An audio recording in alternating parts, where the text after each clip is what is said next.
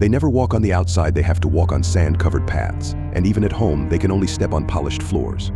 Although the whole family can speak, they insist on using sign language to communicate. Even though there are bright and spacious houses outside, they choose to live in the dark underground city, covering the walls with layers of newspapers. The children's best form of entertainment is just lying on the floor playing Monopoly. It turned out to be just two small creatures fighting, and the whole family breathed a sigh of relief. The boy who knocked over the lamp finally dared to express his apology verbally, but what they didn't see was that. Not long ago, mysterious monsters suddenly appeared all over the world. These creatures lacked the hearing that humans have. In just a few days, Earth's species were nearly extinct. John's family lived right under the monsters' noses.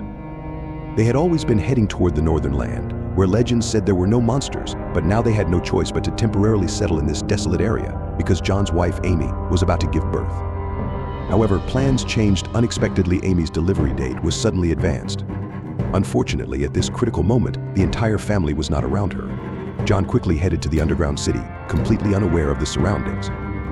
But at that moment, a boy accidentally knocked over a lamp, instantly igniting the carpet with a whoosh. Seeing this, the man quickly grabbed some clothes and extinguished the fire.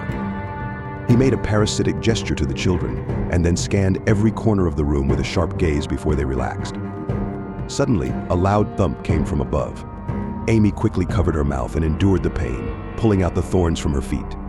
She cautiously walked to the switch, activating the red light, which was a signal they had agreed upon for alertness.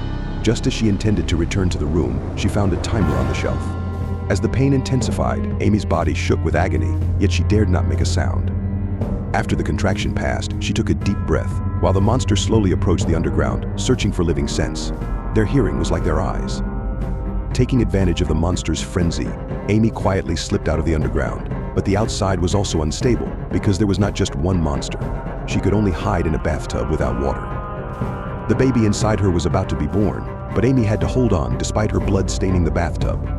The most dangerous part was that the monster was also drawing closer, smelling the thick scent of blood. Amy quickly grabbed a blanket from the ground to cover up the blood scent, but the monster was still nearby. Unable to endure the pain any longer, Amy let out a scream. The returning father and son, upon seeing the red alert, realized that Amy must be in labor. The boy ran to the cornfield and retrieved a weapon from the house. Under the cover of fireworks, he hurried back home. When he followed the blood trail to the bathroom, he saw only blood in the bathtub. Terrified, he realized he was too late, and he could only curl up on the ground in pain, gritting his teeth. At that moment, the fireworks suddenly went off, allowing the monsters to escape. Amy safely delivered her baby. John emerged with the mother and child from the room, step by step, toward the prepared nursery. Just then, the baby suddenly cried. John had to quicken his pace back into the underground city and barricaded the entrance with a bed. He carefully placed the baby in a warming device and covered it up. After ensuring that Amy could rest well after giving birth, John was about to check on the other two children outside. He cautiously crawled out from the basement and quietly walked out of the room, but he completely failed to notice the monsters, which had invaded the basement with a flood of life. Terrified, he noticed that the baby crib was preparing to boil over. Time was of the essence as he discovered a monster hiding nearby, slowly stretching its body underwater, while Amy was struggling to remain afloat. The crib was getting closer, but as he reached for the baby, the monster began to surface. Amy stepped back into the water, but the monster was also aware, its large head slowly approaching. Just then, the sound of a hole being punched in the wall echoed again. John, who had been searching the cornfield for the children, watched as the weapon passed him by. He finally realized where the children were. The two kids had climbed to the top of the storage room to escape the monster, hoping that being higher would make it easier for their father to find them. However, the boy accidentally fell directly into the pit, while his sister, up top, quickly gestured for him to stay still, but the frightened boy struggled even more. At that moment, the storage door fell onto the boy. He instantly vanished, and seeing this, his sister jumped down to push the door in his direction. At the last moment, the boy managed to push the door successfully down onto himself, but the sister then fell inside and was instantly submerged. The boy quickly climbed onto the door, searching for his sister in the corn. Those who have grown corn know that in such situations, it's impossible to use tools to fish his sister out. But this was not the case in the movie's conclusion. The sister was indeed pulled up. The siblings, cautious on their small platform, dared not move. Suddenly, they quickly lay down in the corn and covered themselves with the door as the sharp claws tore through the cover. Hearing a strange noise, the monster seemed to feel great pain from the noise and abandoned the siblings, retreating. John, who had been chasing the monster, saw his children jump out and finally reunited with them.